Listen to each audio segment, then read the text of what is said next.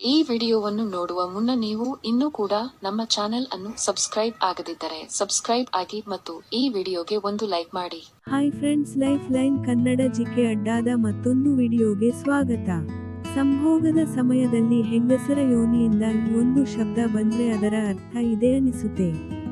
ಈ ವಿಡಿಯೋದಲ್ಲಿನ ಮಾಹಿತಿ ಕುತೂಹಲಕಾರಿಯಾಗಿದ್ದು, ಹೀಗಾಗಿ ಯಾರು ಕೂಡ ವಿಡಿಯೋವನ್ನು ಸ್ಕಿಪ್ ಮಾಡದೆ ಸಂಪೂರ್ಣವಾಗಿ ನೋಡಿ. ಸ್ನೇಹಿತರೆ, ಸಂಭೋಗ ಕ್ರಿಯೆ ನಡೆಸುವಾಗ ಜನರು ದೇವರ ಹೆಸರನ್ನು ಜೋರಾಗಿ ಉಸಿರುವುದೇಕೆ ಎಂದು ಯಾವಾಗಲಾದರೂ ನೀವು ಯೋಚನೆ ಮಾಡಿದ್ದೀರಾ?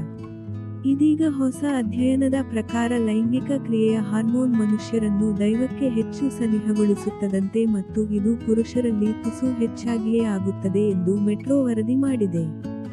ಹೌದು, ಸಂಭೋಗ ಕ್ರಿಯೆಯ ಸಮಯದಲ್ಲಿ ಬಿಡುಗಡೆಯಾಗುವ ಆಕ್ಸಿಟಾಸಿನ್ ಎಂಬ ಹಾರ್ಮೋನ್ ಬಗ್ಗೆ ಸಂಶೋಧಕರು ಅಧ್ಯಯನ ನಡೆಸಿದ್ದು, ಇದು ಸಾಮಾಜಿಕ ಭ್ರಾತೃತ್ವ, ನಂಬಿಕೆ ಮತ್ತು ಮಾನವ ಪ್ರೇಮವನ್ನು ಹೆಚ್ಚಿಸುತ್ತದೆ. ಅಷ್ಟೇ ಅಲ್ಲದೆ ಇದು ದೇಹದಲ್ಲಿ ಸ್ವಾಭಾವಿಕವಾಗಿ ದಕ್ಕುತ್ತದೆ ಎಂದಿದ್ದಾರೆ. ಇನ್ನು ಡ್ಯೂಕ್ ವಿಶ್ವವಿದ್ಯಾಲಯದ ಸಂಶೋಧಕರು ನಡೆಸಿದ ವರದಿಯಲ್ಲಿ ಈ ಹಾರ್ಮೋನ್ ಹೆಚ್ಚು ಪ್ರಮಾಣದಲ್ಲಿರುವ ಪುರುಷರು ಆಧ್ಯಾತ್ಮ ತಮ್ಮ ಜೀವನದಲ್ಲಿ ಅತಿ ಹೆಚ್ಚು ಮುಖ್ಯ ಎಂದು ನಂಬುತ್ತಾರಂತೆ. ಹಾಗೂ ತಮ್ಮ ಜೀವನದ ಅರ್ಥ ಮತ್ತು ಗುರಿಯ ಬಗ್ಗೆ ಧ್ಯಾನ ಹರಿಸುತ್ತಾರೆ ಎನ್ನುತ್ತಾರೆ.